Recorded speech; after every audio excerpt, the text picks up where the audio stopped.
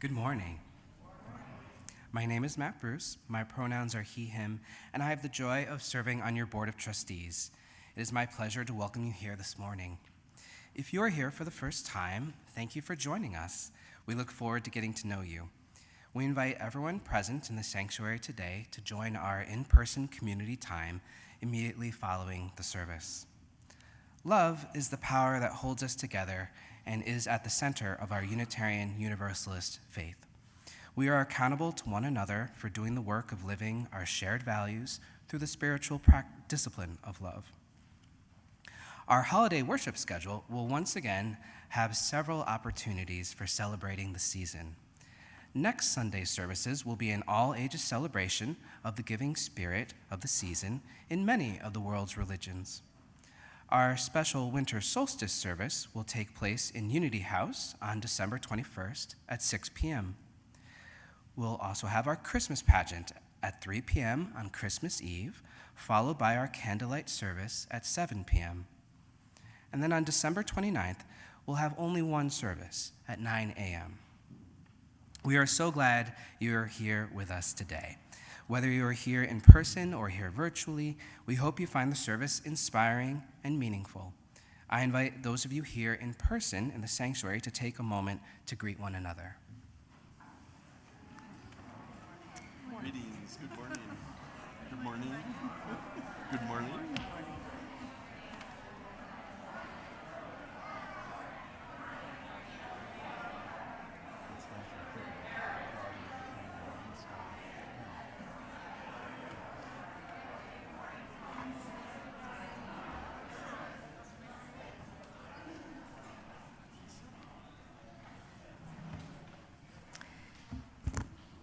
I'm Reverend Emily Gage. My pronouns are she and her.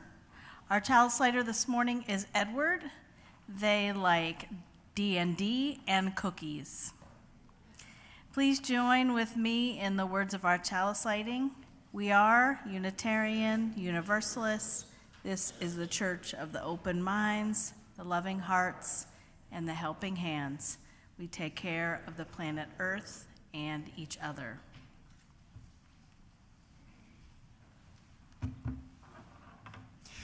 This is the third Sunday of the 4 Sundays of Advent, and we lit an Advent candle for peace 2 weeks ago and faith a week ago. Today we light a candle to celebrate hope. This feels especially appropriate today as we formally welcome new members into the congregation. In times of joy, and especially in times of challenge, may we nurture a sense of hope within ourselves, within our beloved congregation, and within everyone we know.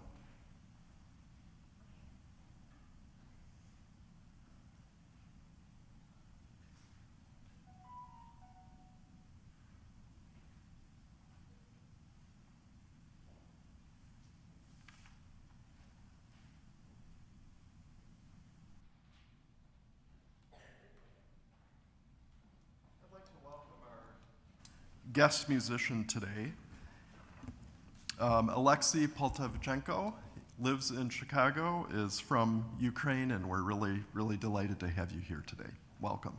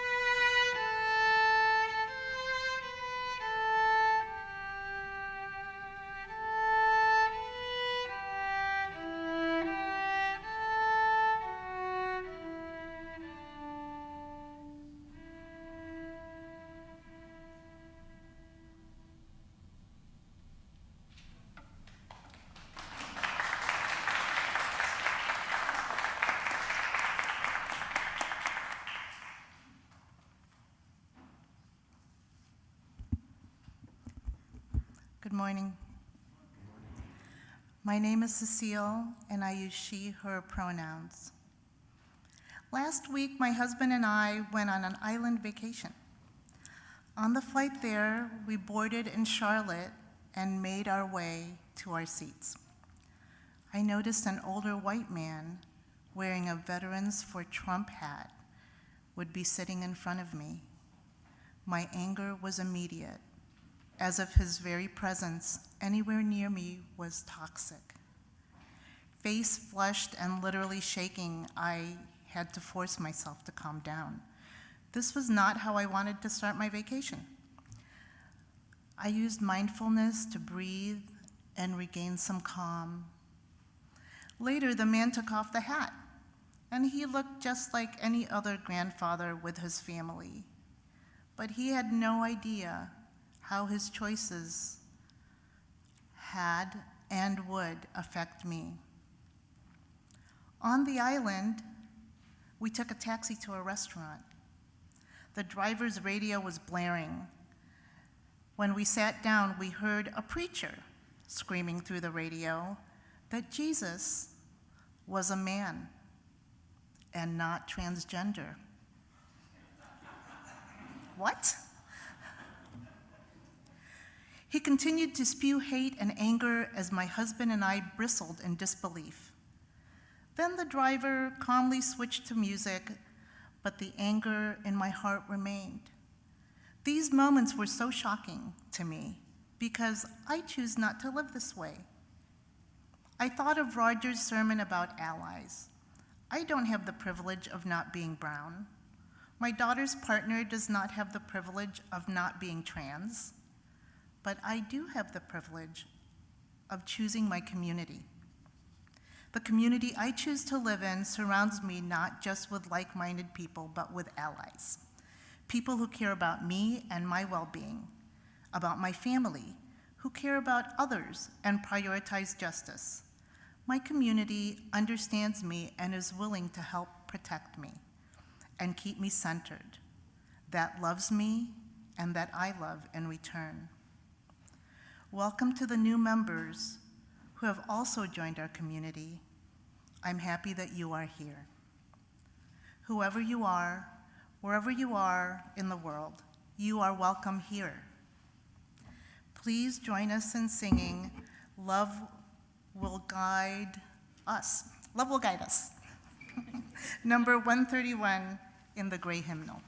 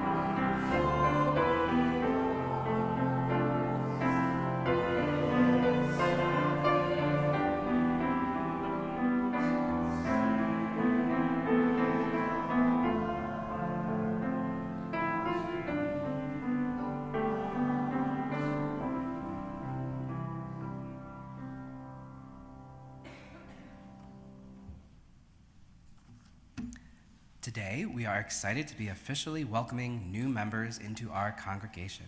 I would like to invite the ministers, the board chairs, the membership committee chairs, the director of RE and membership, and all the new members that are listed on the front of the order of service to come forward for our official welcoming today.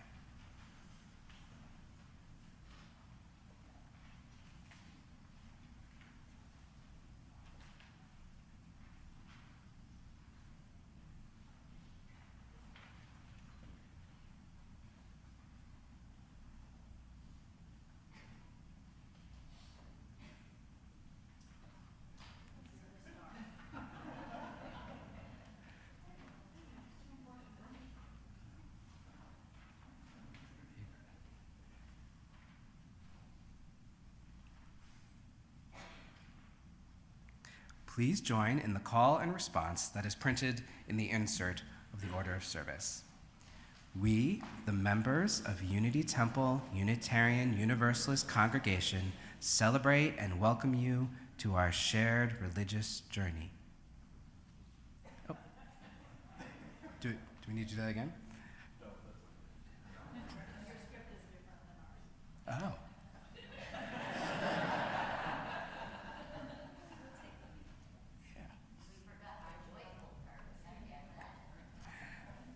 Let's try that again. We, the members of Unity Temple Unitarian Universalist Congregation, joyfully acknowledge your choice to join with us in our continuing religious life.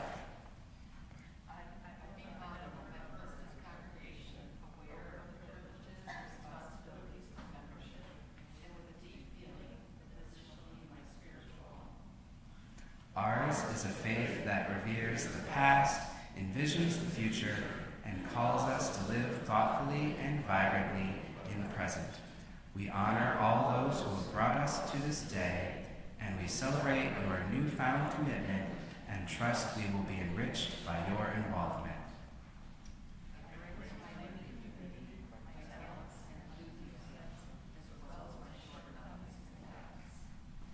This morning, we renew our covenant to seek and speak the truth, to love one another without prejudice, and to respond to the demands of justice. We welcome you and pray we may be deserving of your affirmation. I share your aspirations, join you in covenant, and I hope I may be worthy to build on your example.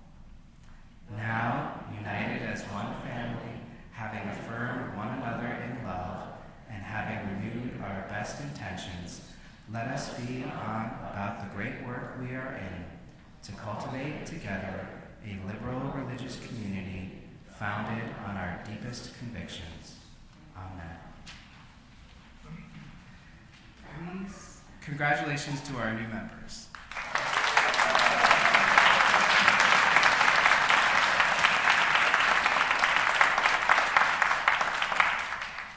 Please join us in singing the hymn, Come Sing a Song with Me, that is printed on the insert.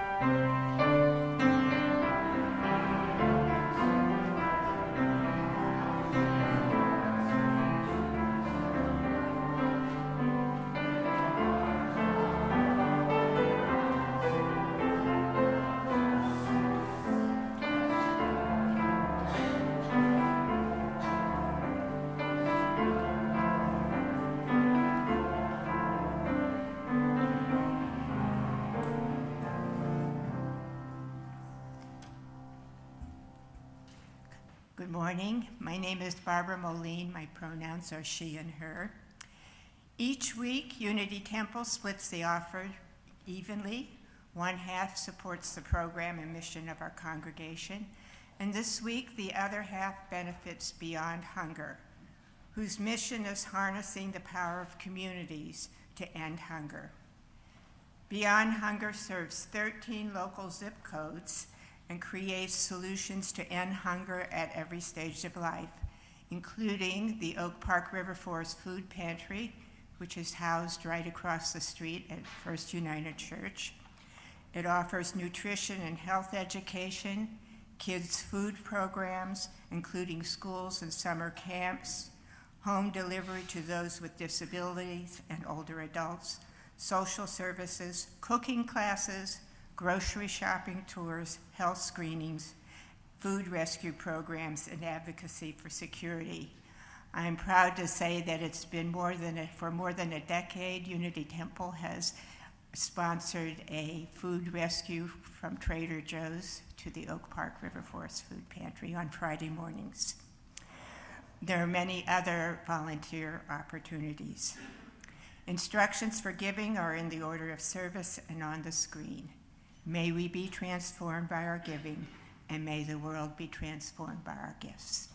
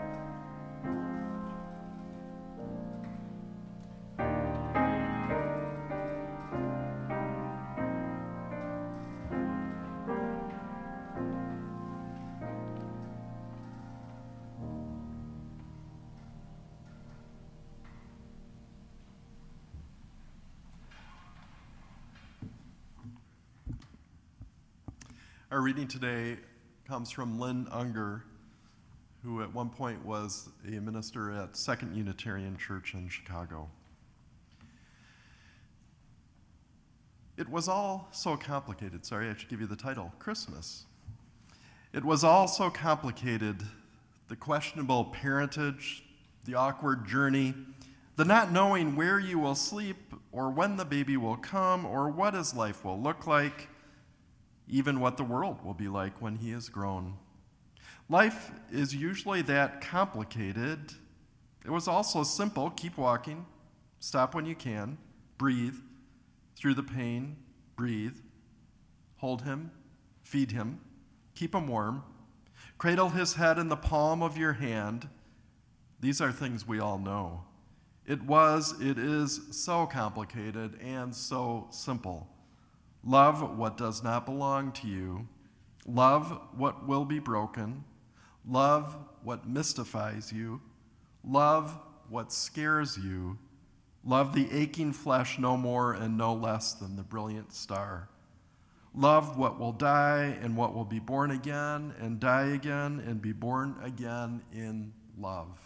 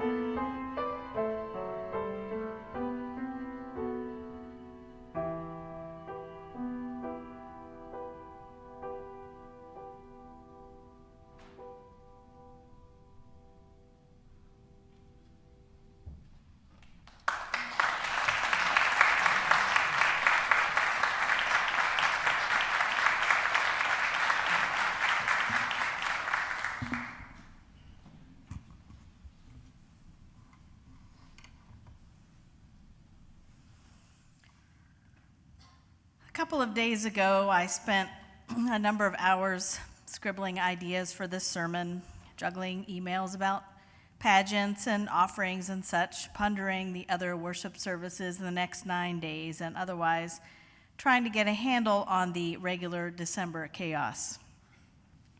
Because of travel and illness, I've gotten out of the habit of regular yoga. I've been trying to get back to it. I promised myself a couple days ago that I would get to it by late afternoon. My brain awash in details and to-do lists, I scrolled through some of the Yoga with Adriene options online, and I found the perfect choice: yoga for overthinking. Perhaps you have found yourself in a similar place recently, or now, or sometime in the past. December has a way of particularly lending itself to busyness and long lists. After all the procrastination I could think of, I queued up the video, got onto the yoga mat, and as I did, I could feel myself relaxing just from getting to the mat. A quote that I had been carrying around with me popped into my head unbidden. It's from Bayo Okunolafe. Times are urgent. Let us slow down. Times are urgent. Let us slow down. So I did. I invite you to take a moment and do so too.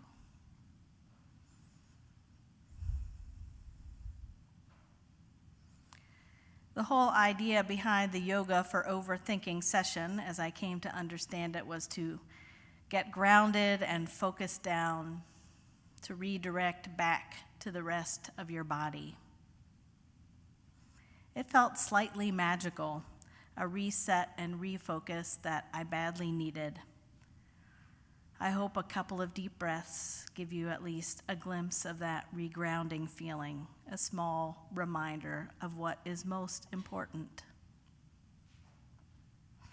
This is what we try and do here, after all, in our worship services, remind ourselves of what is most important. Today, when we celebrate new members, we say these words: this morning we renew our commitment to seek and speak the truth, to love one another without prejudice, and to respond to the demands of justice. And also, now, united as one family, having affirmed one another in love, and having renewed our best intentions, let us be on about the great work we are in, to cultivate together a liberal religious community founded on our deepest convictions. In other words, we affirm or reaffirm our shared commitment to a community of love. This Sunday is also the third Sunday of Advent, part of the 4 Sundays prior to Christmas. In our Unitarian Universalist interpretation of this practice, we use this time to remind ourselves of what is most important as well: peace, faith, hope, joy, and love. More love. The theme we are exploring in December is presence. That's Presence, not presence with a TS. And the central thing that I've been pondering is presented by this challenge by Mason Kipp, and Kipp writes, "At the end of the day, do others feel loved in your presence? This is the spiritual bottom line." Do others feel loved in your presence is a great thing to wrestle with at any time, but it feels particularly apropos at this time and place in our culture and history. Fear and hatred seem particularly visible these days, and love is perhaps even more essential. This call to love is for each of us individually and for us collectively. Right after the election, the author Pam Houston wrote, "A shooting star fell outside my window last night, and my stomach clenched because I realized my relationship to hope, to wish, had changed utterly this week. And then I realized that all the wishes now needed to be replaced with something closer to determination. We must make communities now, of whatever size, that support all those who have become radically more vulnerable. We must make micro countries of love inside this larger country of cruelty. Small communities that prioritize difference and expression and safety and joy. In other words, we have to do what we have always done, just more determinedly. I love this. We must make micro countries of love. Love is one of those words that encompasses so incredibly much. If we take our cues from advertisers, love leans toward the greeting card with sentimental messages, buying gifts for people, and surprising someone by making an unexpected trip to see them. And it must be said, in our mass media, love is so very often presence, in addition to presence. Friends and family playing games or eating together or watching something together. These are indeed all love, but they are only part of the story. Sometimes love is that everyday mundane stuff that make up moments of our lives. It's getting up early to drive your kid to school in time for team practice at 7:15 a.m. It's sitting on uncomfortable bleacher seats in the cold for hours until you catch a glimpse of your kid doing their thing. It's bringing pastries to the meeting. It's cooking a meal after someone's surgery. It's buying holiday presents for a family in need. It's walking the dog. It's doing the laundry. It's sharing a funny video with someone because you know it will make them laugh. It's knowing that every member of your family is welcome in someone else's house, including the dog, and you can just show up there. It's providing that space in return. It's calling your representatives in Congress again to tell them how you want them to vote on an issue that will help others. It's gestures both routine and creative. We do them for those we love most deeply, and we also do them for those we care about, whether they be friends or acquaintances or neighbors or strangers. A few weeks ago, one of our worship associates shared some of his thoughts at a service from their perspective as a transgender teenager at this time and place in our country's history. This stuck with another adult member of our congregation, and she emailed me this week and asked if she could get some stickers for people to put on name tags to show a little extra support for those who are trans and or another part of the LGBTQ plus community. She said, and I quote, "I am sure that our congregation supports people who are transgender, though an outward expression of love for this cohort would be helpful at this time. And my main goal is to give folks the opportunity to share love and support in a way that can be seen as we head into a rough season that will surely roll back rights and protections." And so we have stickers if you'd like one to put on your name tags, which you can grab after the service if you didn't get one beforehand.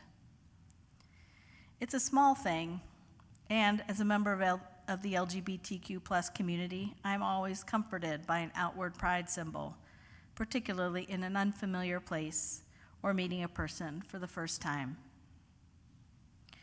Love is in the ordinary details, which sometimes through their love become extraordinary. And sometimes love requires more than those ordinary things. Recently, when the stewardship consultant Kay Kreider was here, she shared this quote about hope from an unknown source. "People speak of hope as if it is this delicate, ephemeral thing made of whispers and spider webs. It's not. Hope has dirt on her face, blood on her knuckles, the grit of cobblestone in her hair, and just spat out a tooth as she rises for another go."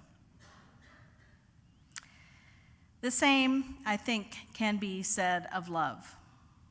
Love requires hard things of us, really, really hard things. And these aren't often shown or talked about, but nevertheless are love incarnate.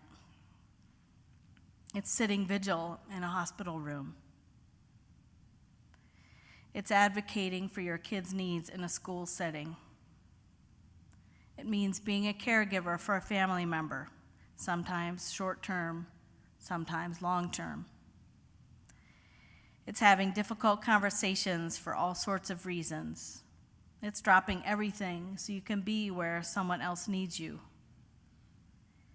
And perhaps hardest of all, it's having your heart utterly broken when someone precious to you dies. Those are just a few things I know about that happened this week. 12 years ago yesterday, on December 14th, 2012, a gunman entered Sandy Hook Elementary School in Newtown, Connecticut, and shot and killed 26 people, 20 of whom were very young children. This horrible anniversary made me think of the directly affected families who created and sustained the Sandy Hook Promise organization, which works, and I quote, to protect America's children from gun violence in honor of the precious lives that were taken at Sandy Hook Elementary School. None of them would have chosen this path, and in my opinion, not nearly enough progress has been made in gun violence prevention and in protecting our children in this way. And it's love that fuels this work. Love for those who have been lost, love that others will not have to experience such a horror, love for a safer world, the hard, hard work of love. Perhaps you have been called to some kind of social change work or activism because of someone you love who somehow opened up your life in a new way. Again, Mesa Kip wonders, at the end of the day, do others feel loved in your presence? This is the spiritual bottom line. The other day I was out walking our dog Lloyd when I ran into someone who I hadn't seen in a long while, and she said, "Wow, your dog is much less intense than when you first got him. He's so different." She is right. When we got Lloyd at the age of approximately 1, he had been in 4 foster placements after being found on the streets in Chicago. When we brought him home, he was quite anxious, and he barked a lot. Every time a door or a gate cracked open, he tried to escape. Now, 4+ years later, he is much more relaxed and calm. He barks selectively, squirrels excluded, and he has no desire to run. The difference is this: he knows he belongs with us, that we are his family, and he is so loved. You can practically see it shining off of him. Last week it was Choir Sunday, and we talked about roots and wings as an inspiration for our worship service. I think of roots and wings this way. Roots for each of us are a sense of worth and value and love so vast that we can feel it all the way through our bones. And because we have that sense of groundedness and worth and being loved, we have wings of courage and confidence to face whatever the world offers us. It is for us, as in the words of Pam Houston, to be and be part of micro countries of love, to create and sustain small communities that prioritize difference and expression and safety and joy. Today, on the 3rd Sunday of Advent, we are singing my favorite Advent hymn. Now, to be fair, there's only 3 in the hymn book, but still I love this one pretty hard. It's called People Look East, and the lyrics are really about preparing, making things beautiful, and getting ready because love is on the way. But each verse has a different image of love. Love the guest, love the rose, love the star, love the bird are all on the way. It's a reminder that all we do should lead to love. And it's a reminder of all the different ways love can show up and the ways we can live love in our lives. At the end of the day, may we find that others feel loved in our presence. May we create micro countries of love wherever we go. When times are urgent May we slow down, breathe, and know deep down in our bones that we are so loved. And so may it always be.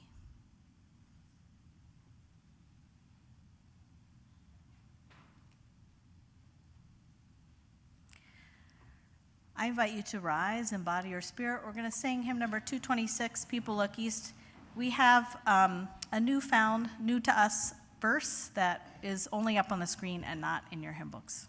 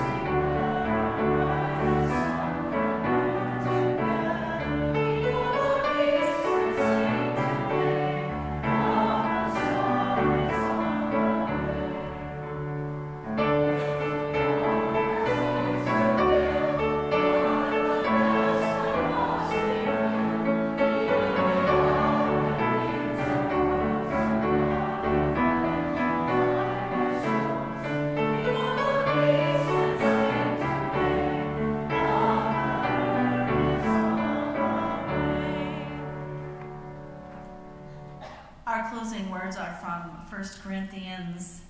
Keep alert, stand firm in your faith, be courageous, be strong. Let all that you do be done in love. Please join with me in the words of our chalice extinguishing. Carry the flame of peace and love until we meet again.